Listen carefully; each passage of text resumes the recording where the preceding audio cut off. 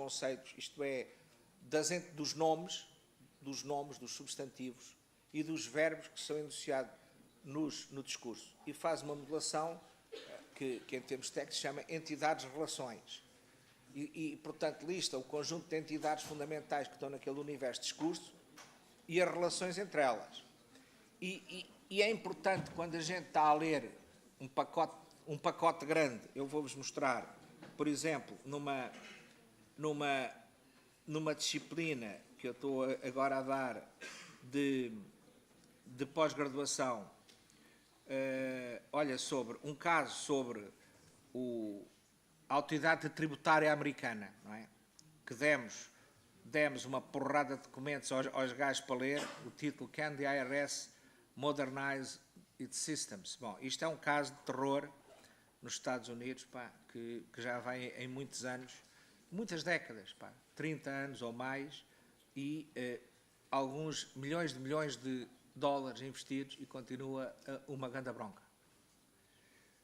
E, portanto, há aqui um conjunto de documentos grandes que estes gajos tiveram que ler. São documentos, por exemplo, por uma instituição muito importante, o Software Engineering Institute da Carnegie Mellon University, e que está aqui um caso a analisar isto tudo. Pronto. E eles têm estes documentos todos para ler, também tiveram uma semana. Este é um caso de grupo. E, tipicamente, a primeira coisa que estes tipos têm que fazer, desde logo, nós, quando começámos a cadeira, isto é a segunda cadeira de arquitetura empresarial, mas quando começámos na primeira, demos-lhe uma ferramenta de modelação conceptual, que é grátis na internet, e dissemos aos gajos, aprenda a usar. Está tudo na net, vão lá, não me chateiem, porque eu não vou falar disto. Depois há uma cadeira de modelação mesmo, que nós damos no mestrado, mas que na pós-graduação profissional, para profissionais.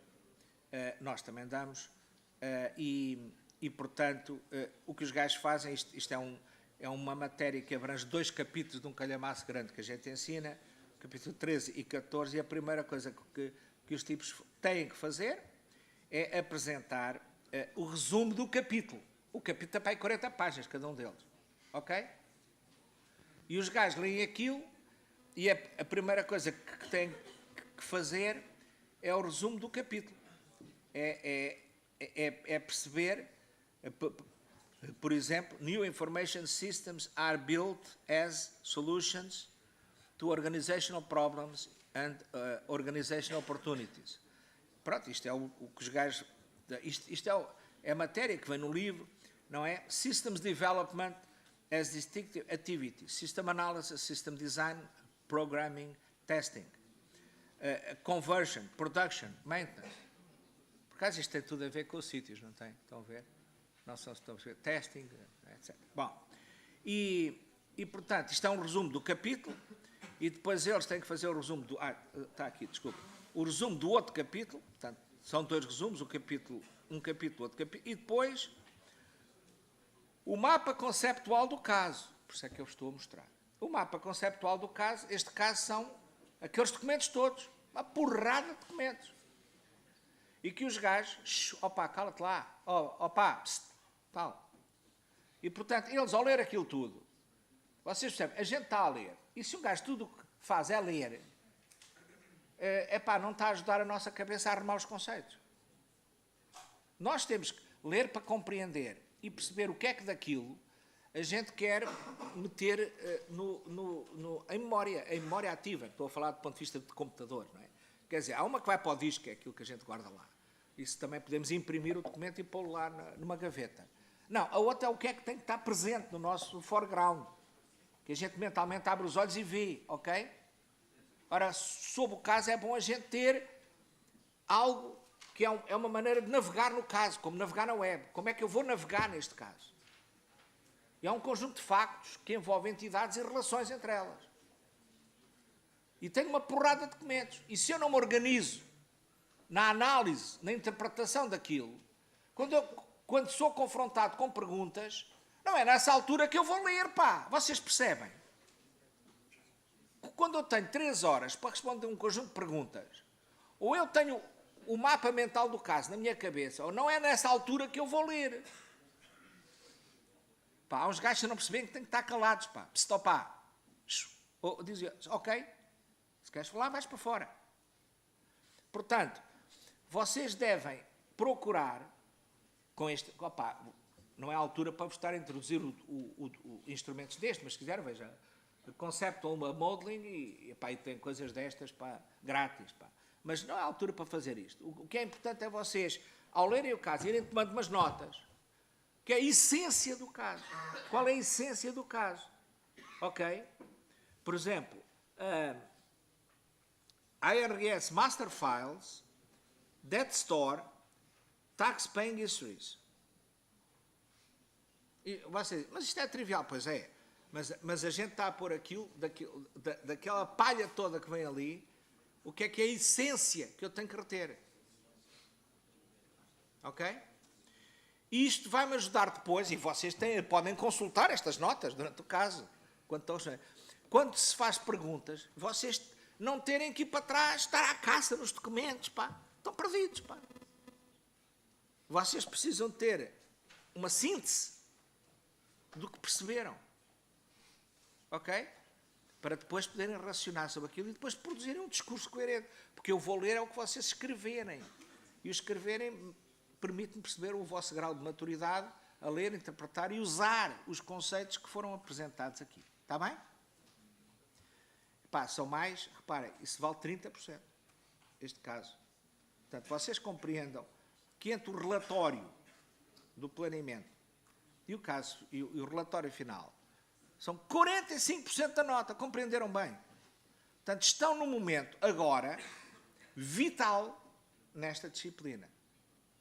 O resto foi trabalho contínuo, foram fazendo, tudo bem. Agora estão num momento em que é preciso delivery. Não é? E a qualidade do que fizerem é muito importante. Muito bem. Em relação a esta aula, daqui a um bocado tem os professores de multimédia. Eu peço desculpa porque hoje há uma reunião a que já me disseram que não posso faltar. Já faltei a de setembro e a de outubro, por causa destas aulas, e é provavelmente justificado. Mas sou Presidente de Departamento, há uma reunião de todos os Presidentes de Departamento com os órgãos de gestão do técnico, às primeiras quartas-feiras de cada mês, de manhã, às 10h30, e eu fui chamado à pedra e tenho que ler hoje. Portanto, eu depois quando forem para o intervalo, eu tenho que sair e já não vos vejo mais. Portanto, desde já vos digo, pá, que tenho pena não ficar até ao fim. A gente há de se ver hoje e espero que apareçam todos no Salão Nobre, mas depois, antes de sair, digo mais algumas coisas. Ora bem, eu sobre isto só queria dizer assim, eu mostrei-vos ao longo desta disciplina e sempre o meu estilo de ensino sempre foi assim, acho que o grande papel do professor é apaixonar o aluno pelas matérias, porque se o aluno estiver interessado e gostar do que está a falar, o aluno, com motivação, desata a trabalhar para aprender. O papel do professor não é estar a debitar PowerPoints, pá, e a repetir enfadonhamente um conjunto de coisas. Portanto, eu tipicamente digo que desde há 15 anos, pá, depois de ter sido novamente aluno, pá, durante um ano no MIT, na escola de gestão, que estive lá como aluno inscrito, paguei $40.000, pá, e tirei 10 disciplinas em 1997, 98, e aí percebi que tinha que mudar a minha maneira de ser professor. E deixei de dar matéria. Portanto, há muita gente que fica horrorizada com isto. É assim, eu não dou matéria. A matéria é apresentada aos alunos e alunos à matéria. E tudo o que eu tenho que fazer é ver se consigo que isto faça faísca. Que a matéria e os alunos comecem a interatuar, e os alunos uns com os outros, e o meu papel é ser um grande produtor de circo, para ver se estes animais todos desatam todos a fazer show, pá, animais com o devido respeito, e comigo incluído, e que as coisas aconteçam. E a aprendizagem sucede na medida em que a malta está a lidar com as coisas e a discuti-las e a fazer coisas. Aí é que se aprende. Aprende-se fazendo, exercitando o cérebro e o corpo. E, portanto, tenho normalmente premiado tudo o que eu falo aos alunos com exemplos concretos, muitos deles da minha experiência profissional ativa.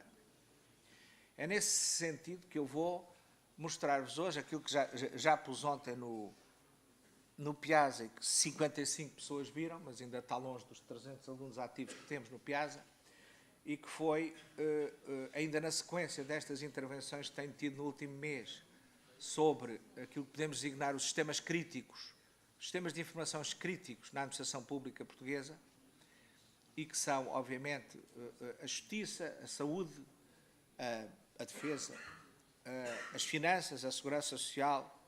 Pois há os outros sistemas de informação críticos que, não sendo da administração pública, são tão importantes que são de setores regulados por Estado. A energia elétrica, ou o gás, ou a gestão hídrica, não é? O abastecimento de água, ou os transportes, os caminhos de ferro, essas coisas todas, as comunicações, são setores vitais de uma sociedade. São vitais.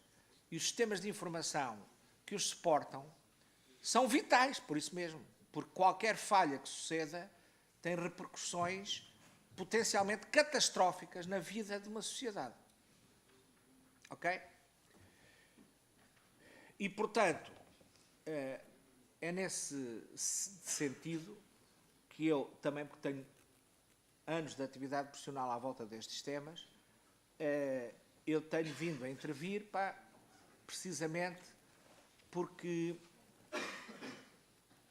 a forma como o país, as entidades, os líderes das empresas, da administração pública, olham para estes temas, está incompleta, incorreta, inadequada para a sociedade atual, a sua complexidade e o tipo de sistemas que são. E a forma como olham para o papel dos informáticos, e em particular dos engenheiros informáticos, nestes sistemas, em todos os seus pontos de ciclo de vida, está absolutamente incompleta, incorreta, desadequada. E quero dizer que eu fui um dos principais criadores do Colégio de Engenharia Informática da Ordem dos Engenheiros e tem sido lamentável ver a falta de protagonismo da Ordem dos Engenheiros perante estes assuntos. Eu já pedi à malta que esteja calada e preste atenção ou saia. E, portanto,